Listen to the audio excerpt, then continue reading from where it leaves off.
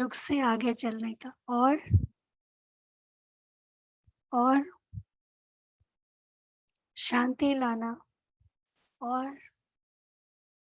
बाबा कहते हैं आप शहीद होते हो, इसलिए विश्व परिवर्तक हो, इसलिए विश्व परिवर्तक हो। किस बात में, कैसे? आज बाबा ने कहा, तन मन धन से सब कुछ अर्पण करना है। तन मन धन से सब कुछ अर्पण करना है। और बाबा ने कहा जैसे वो लोग शहीद होते हैं, बाबा ने कहा आप बच्चों को कैसे भी काली आत्मा है,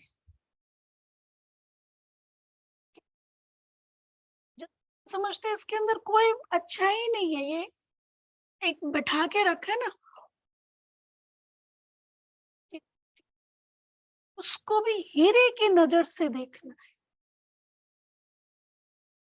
ये बाबा ने कहा यदि मेरे मन में एक भी आत्मा के लिए नेगेटिव भाव है, व्यर्थ है, रिजेक्शन है, तो उसको विश्व परिवर्तक का टाइटल देंगे, विश्व कल्याणकारी का टाइटल देंगे। हाँ, यदि जो सोल्जर होते हैं, आर्मी, वो एक आतंकवादी को एक के ऊपर रहम कर ले बस तो उनको क्या कहेंगे? हाँ, उनके लिए ठीक है नहीं। हाँ, तो बाबा कहते हैं विश्व कल्याणकारी, विश्व परिवर्तक, अर्थात कोई कैसा भी है, काला कितना भी काला है, उसको भी हीरे की नजर से देखो।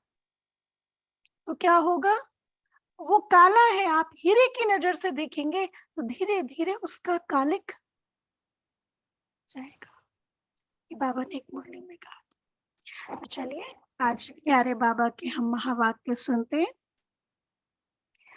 मीठे बच्चे,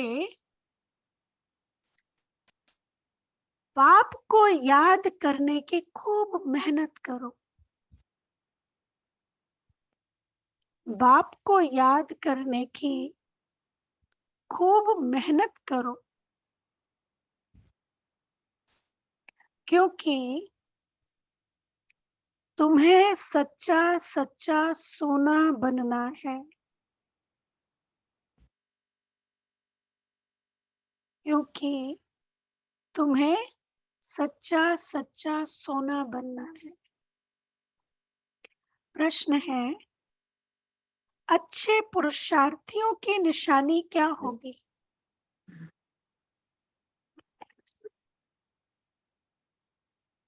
अच्छे पुरुषार्थियों की निशानी क्या होगी? क्या होगी भाई? जो बाबा की याद में रहेंगे और श्रीमत पर चलेंगे। श्रीमत पर चलेंगे और जो बाप समान बनेंगे। जो बाप समान बनेंगे। बाबा ने कहा जो अच्छे पुरुषार्थी होंगे वह कदम कदम श्रीमत पर चलेंगे। श्रीमत पर चलने वाले ही ऊंच पद पाते हैं। बाबा बच्चों को सदा श्रीमत पर चलने के लिए क्यों कहता है? क्यों कहता है? बाबा बच्चों को सदा श्रीमत पर चलने के लिए क्यों कहता है? क्योंकि वही एक सच्चा सच्चा माशूक है, बाकी सब उनके आशिक हैं। अच्छा, ओम शांति। ओम शांति का अर्थ तो नए व पुराने बच्चों ने समझा है। तुम बच्चे जान गए हो कि हम सभी आत्माएं परमात्मा की संतान हैं। परमात्मा है ऊंचे ते ऊंच और बहुत प्यारे ते प्यारा माशूक सभी का है। बच्चों को ज्ञान और भक्ति का राज तो समझाया है। ज्ञान माना दिन, सत्युग त्रेता, और भक्ति माना रात, द्वापर और कलयुग, भारत की ही बात है। और धर्मों से तुम्हारा जास्ती कनेक्शन नहीं है। 84 जन्म भी तुम ही भोगते हो। पहले पहले भी तुम भारतवासी आए हो ना। बाबा कहते पहले पहले तुम भारतवासी आए हो और सबसे ऊंचे थे। जो और खंड है उसमें सबसे पहले तुम भारतवासी आए हो, और भारत खंड भी सबसे ऊंचा, सबसे पवित्र। 84 जन्मों का चक्र किसके लिए है? तुम भारतवासियों के लिए। ऐसे कोई नहीं कहेंगे इस्लामी, बौद्ध आदि 84 जन्म लेते हैं। भारतवासी ही लेते हैं। भारत ही अविनाशी खंड है। यह कब विनाश नहीं होता और सभी खंडों का विनाश हो जाता है। भारत ही सबसे ऊंचते ऊंच है, अविनाशी है। भारत खंड ही स्वर्ग बनता है और कोई खंड स्वर्ग नहीं बनता ना। और सभी खंड क्या होते हैं? पिकनिक प्लेस होते हैं। भारत खंड ही स्वर्ग बनता है। बच्चों को समझाया गया है नई दुनिया सतयुग में भारत ही होता है। भारत ही स्वर्ग कहलाता है। वही फिर 84 जन्म लेते हैं।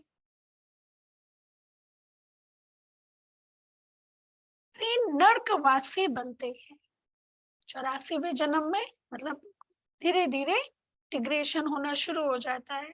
आखिरी नरकवासी बनते हैं। फिर वही भारतवासी स्वर्गवासी बनेंगे। इस समय सभी नरकवासी हैं।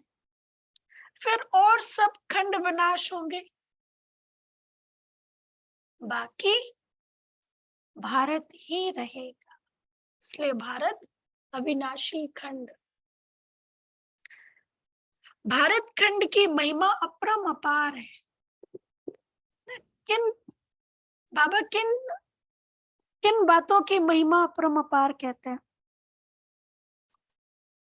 किन की महिमा बाबा कहते हैं बड़ी अपरम अपार है? बताओ।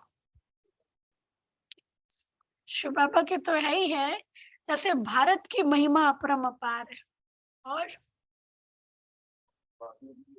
भारतवासियों की भी हो गई। और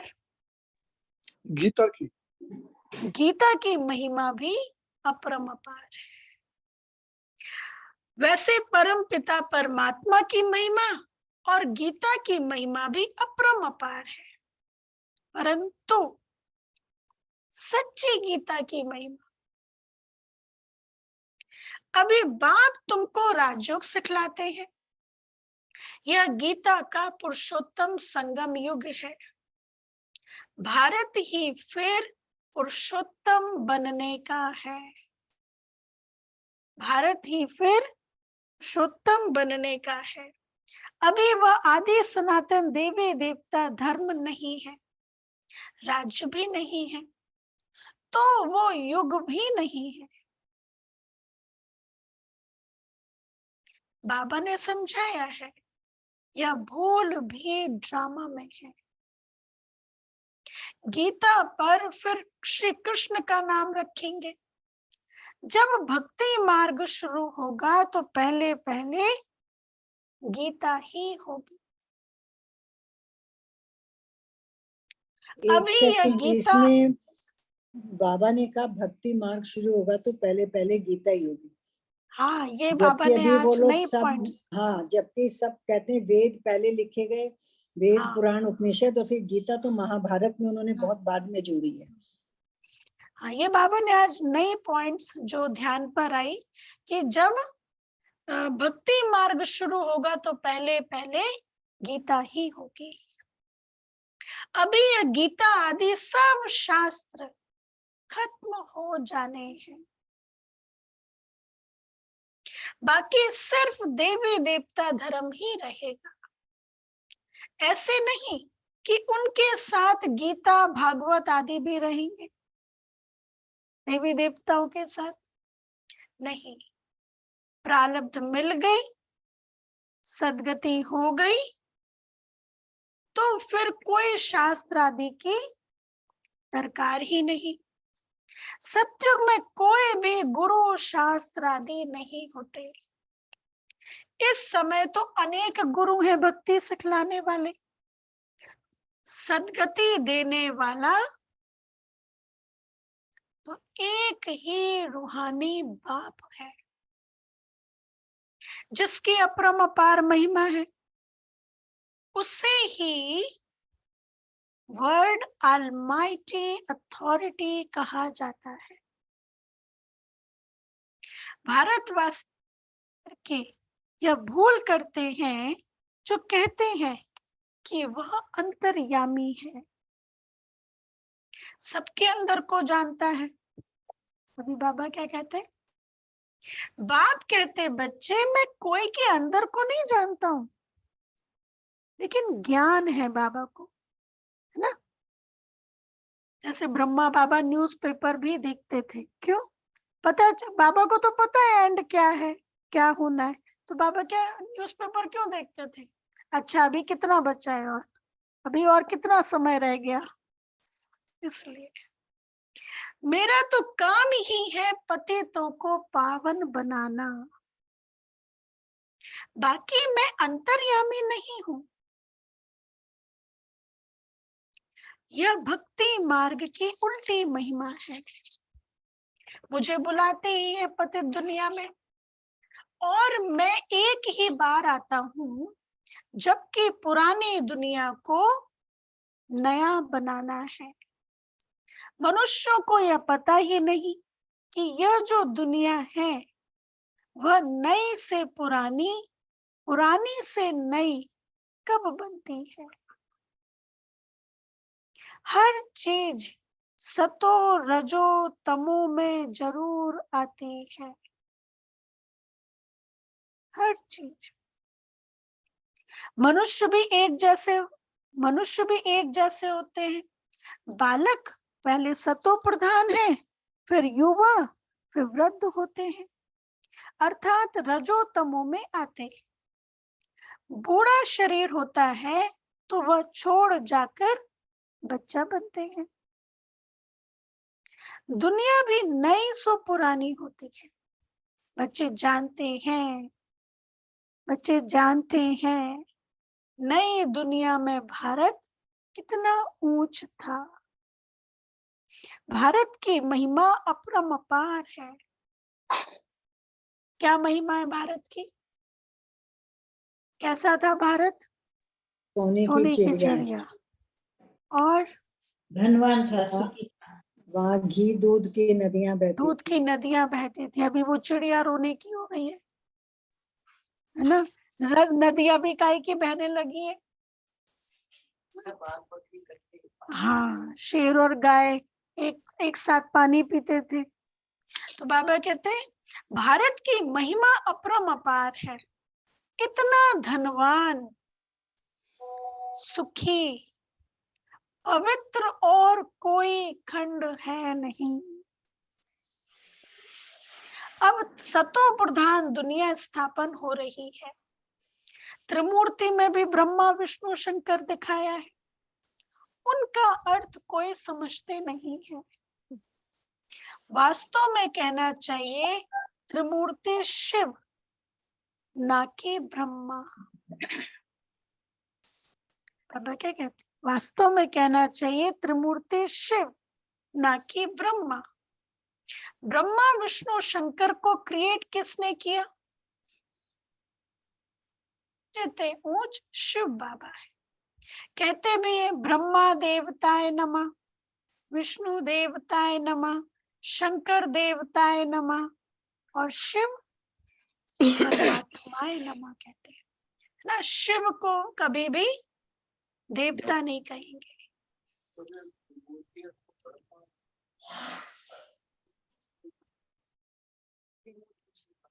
त्रिमूर्ति शिव बाबा ना।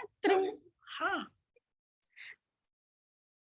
किया है ना, शिव बाबा ही आकर के रचते हैं ना। हाँ, हम 3 बेलपत्र चढ़ाते हैं, है ना, ज्वाइंट है। क्यों? क्योंकि ये इसका यादगार है कि शिव बाबा 3 देवताओं के रचयिता है। जीओडी गॉड 3 देवताओं के रचयिता है। अच्छा, तो बाबा ने कहा तो वह ऊंच हुआ ना, वह रचयिता। गाते भी हैं परम पिता परमात्मा ब्रह्मा द्वारा ब्राह्मणों की स्थापना करते हैं, फिर परमात्मा बाप द्वारा वर्षा भी मिलता है, फिर खुद बैठ ब्राह्मणों को पढ़ाते हैं, क्योंकि वह बाप भी है, टीचर भी है, सतगुरु भी है। वर्ल्ड की हिस्ट्री ज्योग्राफी कैसे चक्र लगाती है, वह बैठ बाबा समझाते हैं। वही नॉलेजफुल है। बाकी ऐसे नहीं कि वह जानी जाननहार है, नॉलेजफुल है, ज्ञान का सागर है। अब ने कहा ऐसे नहीं कि वो जानी जाननहार है, अंतर्यामी है, यह भी भूल है। भक्ति मार्ग में कोई बायोग्राफी ऑक्यूपेशन को नहीं जानते, शिव बाबा के कर्तव्य को, जीवन को, परिचय को नहीं जानते। तो यह जैसे क्या हो जाता है, गुड़ियों की पूजा हो जाती है। कलकत्ते में गुड़ियों की पूजा कितनी होती है, फिर उनकी पूजा कर, खिलाकर पिलाकर समुद्र में डुबो देते हैं। शिव बाबा मोस्ट बिलीवेड है। बाप कहते हैं मेरा भी मिट्टी का लिंग बनाकर पूजा आदि कर, फिर तोड़ फोड़ देते हैं। करते हैं ना, मृत्युंजय क्या कहते हैं उसको, हाँ हाँ, छोटे छोटे शिवलिंग बनते हैं। तो बाबा कहते हैं मेरे को बनाते हैं फिर तोड़ देते हैं। वो हमारे घर में हुआ था जब हम छोटे थे, बहुत सारे छोटे छोटे शिवलिंग बने थे, और उनको नहलाया कैसे था, एक पाइप लिया उससे नहलाया इतने सारे, कितने पता नहीं, और उनको वो चंदन लगाना था, ऐसे ऐसे कर दिया, लग गया चंदन, सालीग्राम। हाँ, सब शिवलिंग तो एक ही बनता है ना, सालीग्राम बहुत सारे बनते हैं। हाँ, तो बाबा कहते हैं, बाप कहते हैं मेरा भी मिट्टी का लिंग बनाकर पूजा आदि कर, फिर तोड़ फोड़ देते हैं। मिट्टी का लिंग बना, सवेरे बनाते हैं, शाम को तोड़ देते हैं। यह सब है भक्ति मार्ग, अंधश्रद्धा की पूजा। मनुष्य गाते भी हैं आपे ही पूज्य, आपे ही पुजारी। बाप कहते हैं मैं तो सदैव पूज्य हूं, मैं कभी पुजारी नहीं बनता। मैं तो आकर सिर्फ पतितों को पावन बनाता हूँ। परमानेंट इलाज, टेम्परेरी नहीं, थोड़ा ये कैंसर ठीक कर दिया, ये कर दिया, ये टेम्परेरी इलाज बाबा नहीं करते, परमानेंट इलाज करते हैं ना, जो 2500 साल तक रोगी बनते ही नहीं, 2500 साल तक प्रॉब्लम आती ही नहीं। आजकल बहुत बाबा चले ना, तो बाबा इलाज करते हैं परमानेंट। अच्छा, बाप कहते हैं मैं तो सदैव पूज्य हूं, मैं तो आकर सिर्फ पतितों को पावन बनाता हूँ, 21 जन्मों के लिए राज्य भाग्य देता हूँ। भक्ति में है अल्पकाल का सुख, जिसको सन्यासी काग विष्टा समान सुख कहते हैं। सन्यासी घर बार छोड़ देते हैं, अब वह है हद का सन्यास, हठ योगी है ना, भगवान को तो जानते ही नहीं, ब्रह्म को याद करते हैं, ब्रह्म तो फिर भगवान नहीं है। भगवान तो एक ही निराकार शिव है। बाबा क्या कहते हैं, भगवान तो एक ही निराकार शिव है जो सर्व आत्माओं का बाप है। ब्रह्म है हम आत्माओं के रहने का स्थान। वह ब्रह्मांड स्वीट होम है। वहां से हम आत्माएं यहाँ पाठ बजाने आती हैं। आत्मा कहती है, हम एक शरीर छोड़ दूसरा शरीर लेता हूँ। 84 जन्म भी भारतवासियों के हैं। जिन्होंने बहुत भक्ति की है वही फिर ज्ञान भी जास्ती उठाएंगे। क्या कहा? जिन्होंने बहुत भक्ति की है वही फिर ज्ञान भी जास्ती उठाएंगे। बाप कहते हैं, बच्चे गृहस्थ व्यवहार में भल रहो, परंतु श्रीमत पर चलो। तुम सब आत्माएं आशिक हो एक परमात्मा माशूक के। द्वापर से लेकर तुम याद करते आए हो। दुख में आत्मा बाप को याद करती है। यह तो है ही दुख धाम। आत्माएं असली शांति धाम की निवासी है। पीछे आई सुख धाम में, फिर हमने 84 जन्म लिए। शांति धाम से आए सुख धाम में, फिर 84 जन्म लिए। हम सो हम का अर्थ भी समझाया है। क्या अर्थ है? हम ही आत्मा, हम ही परमात्मा। हाँ, हम सो हम का अर्थ क्या है? बाबा ने क्या बताया? जो 5 स्वरूप है ना, ये हमारा ही यादगार है। हम सो हम ही ब्राह्मण, हम ही देवता थे। हाँ, पहले हम देवता थे, फिर उसके बाद द्वापर युग में आए, फिर पूज्य बने, फिर उसके बाद ब्राह्मण बने, फिर फरिश्ता बने। तो ये हम सो हम का चक्र बाबा ने समझाया। हाँ, पूज्य बने, फिर पुजारी बने। हाँ,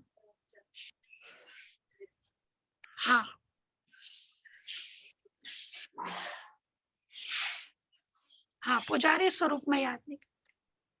तो बाबा कहते हैं, हम सो हम का राज भी बाबा आके समझाते हैं। वह कह देते आत्मा सो परमात्मा और परमात्मा सो आत्मा। अब बाप समझाते हैं कि आत्मा सो परमात्मा कैसे हो सकता है? परमात्मा तो एक है, उनके सब बच्चे हैं।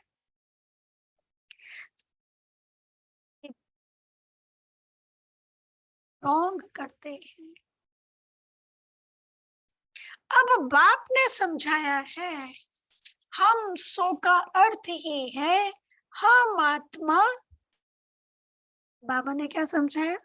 हम सो का अर्थ ही है हम आत्मा। सत्युग में सो देवी देवता थी, फिर हम सो क्षत्रिय, हम सो वैश्य, हम सो शूद्र बनी, फिर ब्राह्मण बनी। अब फिर हम सो ब्राह्मण बने हैं, हम सो देवता बनने के लिए। कितना क्लियर! भक्ति मार्ग वालों ने क्या कर लिया, इसलिए वो नागा साधु अभी वहां पे ना इलाहाबाद में माघ महीने में वहां पे बहुत स्नान करते हैं और बहुत सारे नागा साधु आते हैं। और वो जब इस समय स्नान करते हैं तो उनको उपाधि मिलती है ना। तो 4 अलग अलग जगह स्नान होते हैं। मैं भी, हमारी बुआ जी रहती है वहाँ इलाहाबाद में, तो पहले जाना होता था। तो 4 अलग अलग जगह स्नान होते हैं। तो वहां पे अलग अलग जगह के स्नान के अलग अलग उनको टाइटल मिलते हैं ना।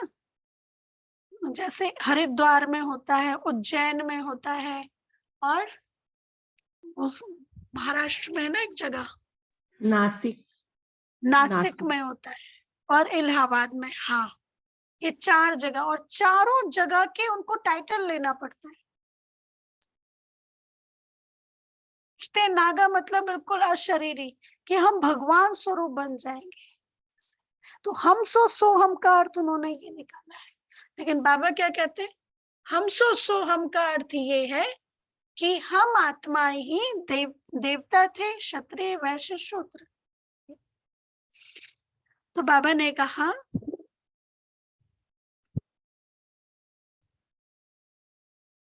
अब बाप जो समझाते हैं यह है यथार्थ अर्थ, वह है बिल्कुल रॉन्ग ना। गंगा स्नान करेंगे, सारे पाप धुल जाएंगे और भगवान जैसे बन जाएंगे।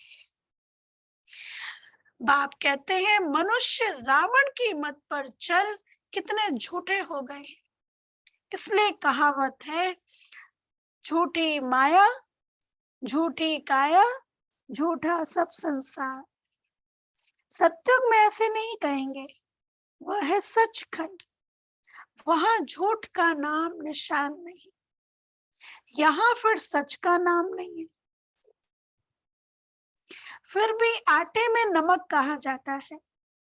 सत्युग में है दैवी गुण वाले मनुष्य, उन्हों का है देवता धर्म।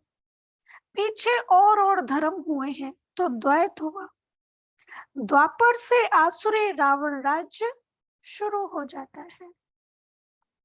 सत्युग में रावण राज्य भी नहीं तो 5 विकार भी नहीं हो सकते। वह है संपूर्ण निर्विकारी। राम सीता को 14 कला संपूर्ण कहा जाता है। राम को बाण क्यों दिया है, राम को बाण क्यों दिखाया है अभी ना, यहाँ अभी पे जो अभी जो युद्ध चल रही है अपने विकारों से लड़ाई है। हाँ, अभी युद्ध जो चल रही ना, बाबा कहते हैं ना, जो बच्चे युद्ध करते करते चलो पास हो गए लेकिन अतीन्द्रिय सुख में नहीं रहे ना, युद्ध करते करते पास हुए तो चलो त्रेता में आ जाएंगे। लेकिन श्री कृष्ण जी को कैसे दिखाते हैं, बांसुरी बजा रहे हैं, अतीन्द्रिय सुख में है। अर्थात उनको बांसुरी क्यों दिखाई है चैन की बंसी बजा रहे हैं ना। ना, बहुत काल का अतीन्द्रिय सुख की स्थिति ना, ये है श्री कृष्ण जी की निशानी। और राम जी के युद्ध करते करते पास हुए। युद्ध में क्या होता है, अभी हार फिर जीत, फिर हार फिर जीत, कभी हार कभी जीत, ऐसे होता है। श्री कुछ भी हो रहा है मैं अतीन्द्रिय सुख में हूं है। द्वापर से आसुरी रावण राज्य शुरू होता है। राम को बाण क्यों दिया यह भी कोई जानते नहीं, तुम जानते हो। अब हिंसा की तो बात नहीं, सत्युग में कोई हिंसा की तो, गॉडली स्टूडेंट तो फादर भी हुआ, स्टूडेंट है तो वह टीचर हुआ। फिर तुम बच्चों को सदगति स्वर्ग में ले जाते हैं तो सतगुरु हुआ। बाप टीचर गुरु तीनों ही हो गया, उनके तुम बच्चे बने हो तो तुमको कितनी खुशी होनी चाहिए। तुम बच्चे जानते हो कि अभी है रावण राज्य, रावण भारत का सबसे बड़ा दुश्मन है। यह नॉलेज भी तुम बच्चों को नॉलेजफुल बाप से मिली है। वह बाप ही ज्ञान का सागर, आनंद का सागर है। ज्ञान सागर से तुम बादल भर कर फिर जाए वर्षा करते हो। ज्ञान गंगाएं तुम हो, तुम्हारी ही महिमा है। बाकी पानी की गंगा में स्नान करने से पावन तो कोई बनता ही नहीं। मैले गंदे पानी में स्नान करने से भी समझते हैं कि हम पावन बन जाएंगे। झरने के पानी को भी बहुत महत्व देते हैं। यह सब है निमिषन। तो बाबा कहते हैं झरने के पानी को भी बहुत महत्व देते हैं। तो यह सब है भक्ति मार्ग। सत्युग त्रेता में भक्ति होती नहीं, वह है संपूर्ण निर्विकारी दुनिया। बाप कहते हैं बच्चे, मैं तुमको अभी पावन बनाने आया हूं। एक जन्म मुझे याद करो और पावन बनो, सतो प्रधान बन जाएंगे। मैं ही पतित पावन हूं। जितना हो सके याद की यात्रा को बढ़ाओ। मुख से शिव बाबा कहना नहीं है। जैसे आशिक माशुक को याद करते, एक बार देखा बस बुद्धि में उनसे याद करना है। बीच में आपकी आवाज जा रही है। अच्छा,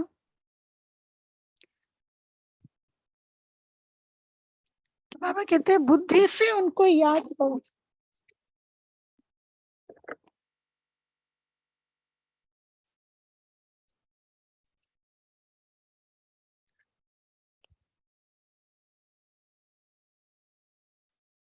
बाप कहते हैं बच्चे, मैं तुमको अभी पावन बनाने आया हूं। यह एक जन्म मुझे याद करो और पावन बनो, तो तुम सतो प्रधान बन जाएंगे। भक्ति में जो जिसको याद करते, जिसकी पूजा करते हैं, उनका साक्षात्कार हो जाता है। परंतु वह सब है अल्पकाल के लिए। भक्ति से नीचे ही उतरते आए हैं। अब तो मौत सामने खड़ा है।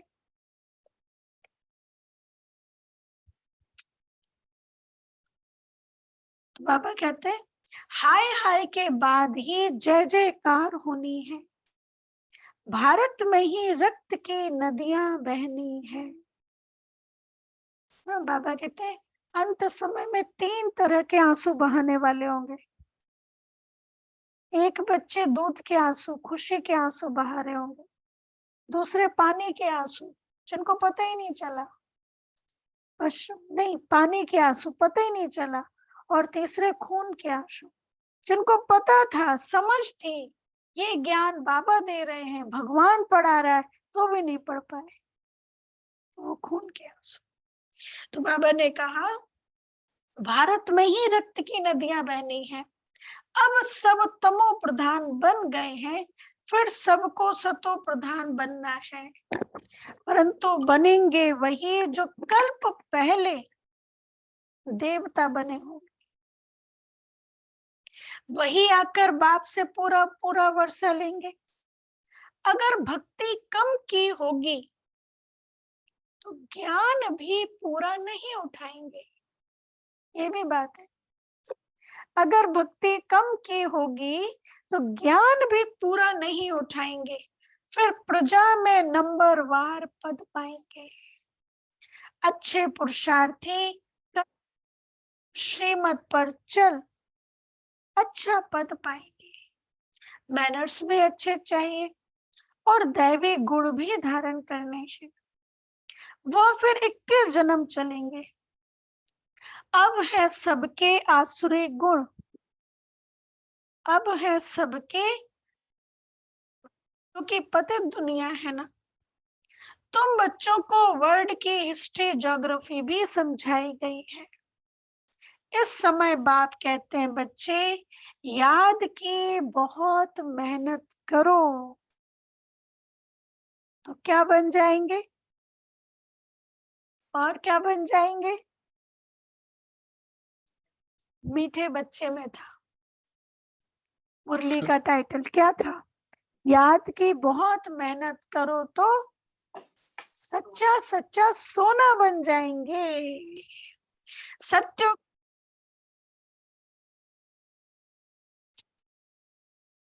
कलाएं कम होती जाती हैं। अब तो कोई कला नहीं। जब ऐसी हालत हो जाती है तब बाप आते हैं। यह भी ड्रामा में नूंद है। तुम एक्टर्स हो ना, तुम जानते हो हम यहाँ पाठ बजाने आए हैं। पाठधारी अगर ड्रामा के आदि मध्य अंत को ना जाने तो उनको बेसमझ कहा जाता है। कहते हैं सभी कितना बेसमझ बन गए हैं, सभी कितना बेसमझ बन गए हैं। अब मैं तुमको क्या बनाने आया हूँ? समझदार। और टाइटल, और क्या टाइटल दिया होगा समझदार के साथ? समझदार बनाने आए। समझदार, और उसके साथ क्या टाइटल और लगाया होगा? सयाना। और अब मैं तुमको समझदार हीरा बनाने आया हूँ ना। हीरा मतलब क्या? कंप्लीट ना। समझदार भी और हीरा मतलब कंप्लीट, हीरा बनाने आया। फिर रावण आकर कौड़े जैसा बनाते हैं। अब इस पुरानी दुनिया का विनाश होना है, सबको मच्छरों सदृश ले जाता हूं। तुम्हारी एम ऑब्जेक्ट सामने खड़ी है, ऐसा बनना है तब तुम स्वर्गवासी बनेंगे। तुम बीके या पुरुषार्थ कर रहे हो, परंतु मनुष्यों की बुद्धि तमो प्रधान होने कारण यह भी समझते नहीं कि इतने सब बीके हैं तो जरूर प्रजापिता ब्रह्मा भी है। ब्राह्मण है चोटी, ब्राह्मण फिर देवता। चित्रों में ब्राह्मणों को शिव को गुम कर दिया है ना, जो वो बताते ना विराट रूप का चित्र, बाबा कहते उसमें ब्राह्मणों को शिव को गुम कर दिया, चोटी को गुम कर दिया है। स्वर्ग बना रहे हैं। अच्छा, मीठे मीठे सिकी लदे बच्चों प्रति मात पिता बाप दादा का याद प्यार और गुड गुड मॉर्निंग। मॉर्निंग। रूहानी बाप रूहानी की रूहानी रूहानी बच्चों बच्चों को को नमस्ते। नमस्ते। हम हम रूहानी रूहानी बच्चों की बच्चों रूहानी बाप रूहानी दादा बच्चों को की याद रूहानी करते बाप हैं। दादा को थैंक यू बाबा, याद शुक्रिया। प्यार गुड मॉर्निंग नमस्ते। शुक्रिया शुक्रिया बाबा, बाबा। शुक्रिया बाबा, शुक्रिया। थैंक यू बाबा। धारणा के लिए मुख्य सार, फर्स्ट पॉइंट, ज्ञान सागर से बादल भर, ज्ञान सागर से बादल भर ज्ञान वर्षा करनी है। जितना हो सके याद की यात्रा को भी बढ़ाना है। जितना हो सके याद की यात्रा को भी बढ़ाना है।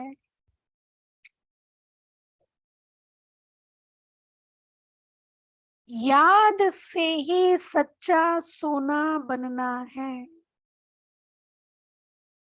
याद से ही सच्चा सोना बनना है। सेकंड पॉइंट, श्रीमत पर चल, अच्छे मैनर्स और दैवी गुण धारण करने हैं। श्रीमत पर चल, अच्छे मैनर्स और दैवी गुण धारण करने हैं। सचखंड में चलने के लिए, सचखंड में चलने के लिए बहुत बहुत सच्चा बनना है। बहुत बहुत सच्चा बनना है। वरदान, विशेषता देखने का चश्मा पहन, विशेषता देखने का चश्मा पहन, संबंध संपर्क में आने वाले विश्व परिवर्तक भव। संबंध संपर्क में आने वाले विश्व परिवर्तक भाव। डिटेल, एक दो के साथ संबंध व संपर्क में आते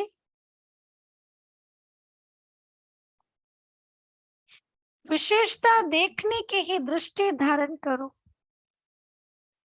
जैसे आजकल का फैशन और मजबूरी क्या है, चश्मा, रेड कलर का चश्मा देखिए पहनेंगे तो ग्रीन कलर का देगा ना, रेड कलर का चश्मा पहना तो ग्रीन कलर भी रेड ही दिखाई देगा ना।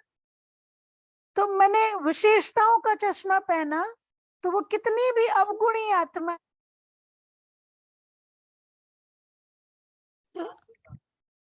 हाँ, इसलिए बाबा ने कहा आजकल का फैशन और मजबूरी क्या है, चश्मा। तो विशेषता देखने वाला चश्मा पहनो, दूसरा कुछ दिखाई ही ना दे। पहन लिया विशेषता देखने वाला तो अब गुण दिखाई ना दे। जैसे वो चश्मे में ताकत है ना, तो मेरे चश्मे में नहीं है क्या ताकत। जैसे लाल चश्मा पहन लो तो हरा भी लाल दिखाई देता है। तो विशेषता के चश्मे द्वारा कीचड़ को ना देख कमल को देखने से विश्व परिवर्तन के विशेष कार्य के निमित्त बन जाएंगे। अच्छा, स्लोगन है पर चिंतन शन की धूल से सदा दूर रहो। पर चिंतन और पर दर्शन की धूल से सदा दूर रहो तो बेदाग अमूल्य हीरा बन जाएंगे। अव्यक्त इशारे, एकाग्रता और दृढ़ता ही सहज सफलता की चाबी है। एकाग्रता और दृढ़ता ही सहज सफलता की चाबी है। जहां अनेक श्रेष्ठ आत्माओं के एकाग्रता की शक्ति संगठित रूप में है, वहां श्रेष्ठता और स्पष्टता के साथ सफलता समाई हुई ही है। दृढ़ता की निशानी सफलता है। जहां दृढ़ता है वहां सफलता ना हो या हो नहीं सकता। एकाग्रता और दृढ़ता ही सहज सफलता की चाबी। जानकी दादी सर क्लास में कहते थे कि मैंने कभी भी सहज योग नहीं किया। दादी कहते थे मैंने हठ योग किया है। ऐसे जब तक ये संस्कार चेंज नहीं हो जाता तब तक दूसरा को सोचना ही नहीं। दादी एक बारी मधुबन आए और 41 डेज के लिए एक कमरे में बंद हो गए। जानकी दादी, जब तक मेरा संस्कार परिवर्तित नहीं हो जाता मैं और मेरा बाबा, मुझे चेंज करना ही। ये सफलता की चाबी। दीदी आएंगे। हाँ, अनाउंसमेंट। ओम शांति।